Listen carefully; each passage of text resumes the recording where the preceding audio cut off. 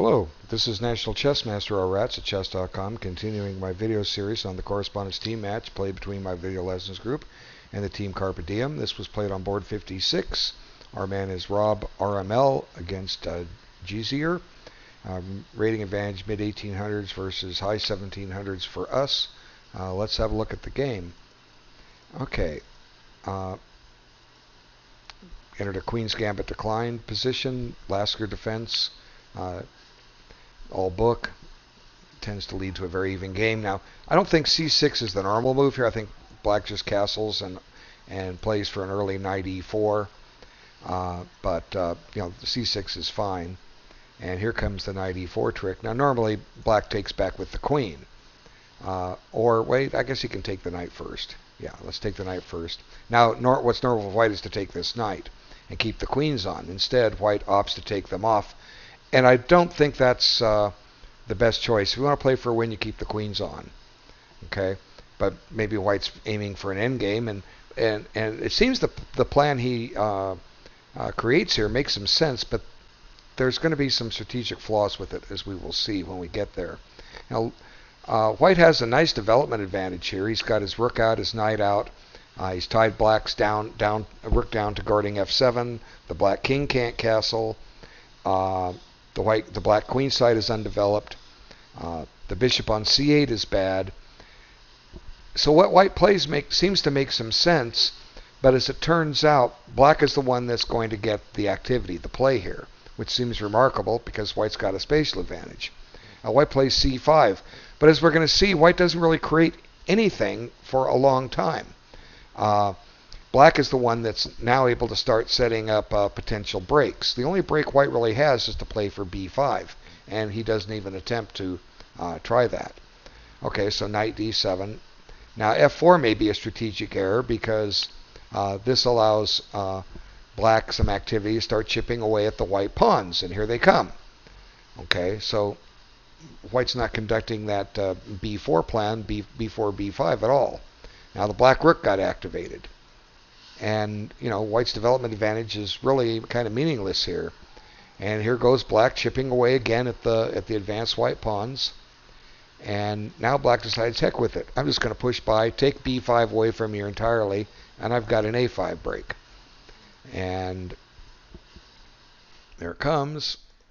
And now white's tied down to guarding his pawn on a2. So really, what's white accomplished? All he's saddled black with is this really bad bishop. But it's not yet enough for white to win, especially with all those pieces on the first rank. So now white creates a plan to, here in a moment, to get the king over to the queen side to secure down the pawn on a2 to free the bishop, and then the king is tied up. And here black's making another pawn break. And now black opts to just lock this bishop in the game for a while, even though it puts yet another pawn on the color of his bishop, taking a lot of territory away from white's bishop. So, black's got easy equality here.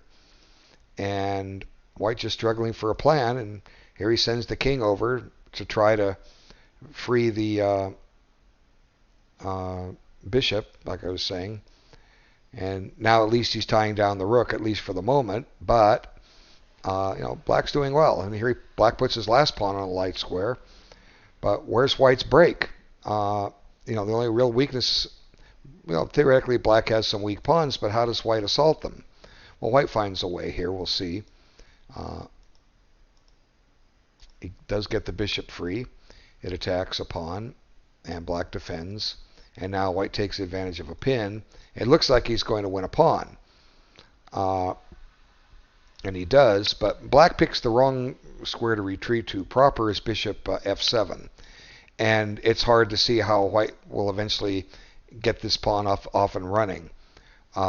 Instead, black plays bishop h7, which allows a critical tempo.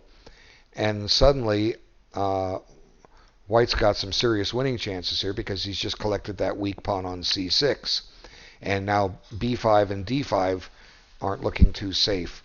So black doesn't do anything he could possibly do, try to get that rook active. And white goes after another pawn. And here comes the active rook. Black's going to try to generate some counterplay with a passed pawn of his own. And white goes for the win. Let's get the king up the board, advance the king, rook, and pawn, and win the game. But black is creating counterplay here, and white has to be very, very, very careful. And it's at this point that almost here that white pretty much is going to throw the game away, but then we have a comedy of errors. Okay, here goes the pawn. Now that's getting dangerous. And white activates the king. But this is a losing move, and black doesn't see it. The proper move to win is to play rook c3 check. Okay, after king d6, e2, and white can't stop this pawn. If you give a check, the bishop blocks. You give another check, well, guess what? The rook is able to take this pawn, and white can resign. Okay? So that was the winning continuation that black missed, and instead he pushed e2. Now this should end in a draw. But what white plays is king d6, and this is a mistake. King d6 will transpose into the lines we just saw. Let's see. I can make sure I got this right. King d6. Black misses rook c3 winning by the same token. Here, the only way for white to make progress is, or to hold this position, is to let me see, make sure I got this right. Play c7 check right here and now. Okay, now what's black's option here? Well, he can't step up to e7. This pawn is going to queen with a discovered check. And if the king goes to c8, white puts his king on b6 and welcomes black making a, whoops, there we go, welcomes black making a queen, because you get this check in. Where else can the king go? You can go over to e8, but this changes things ever so slightly. Now you still can't come up here, so you have to run over there, and then comes this check, and suddenly we found some defense. We've stopped this pawn in its tracks, and white's holding on. Okay, so I don't know how much time they spent on the game, but both of them missed, the winning and drawing moves. Instead of after e2, and white missed c7 check and played. Let's see. So he played. I got to find the right line here. Okay, king d6. Now rook c3 wins, but black said, "Well, gee, I got a queen." But suddenly white's got some counterplay here. Here it comes, check. That forces the bishop back. And now the difference, when c7 check comes, black cannot capture it. And now the bishop falls with check. And, white's down a queen, but he's checking. And here comes another check. And suddenly the rook is able to clear itself from in front of the pawn, and white will make a queen. And white repeats the position, a move, and then decides, well, okay, I'll just make my queen. And white's up a bishop and two pawns. And black valiantly fights on here, trying to find a perpetual check, but it just isn't there. And eventually he's going to run out of checks, and once he runs out of checks, the game is over.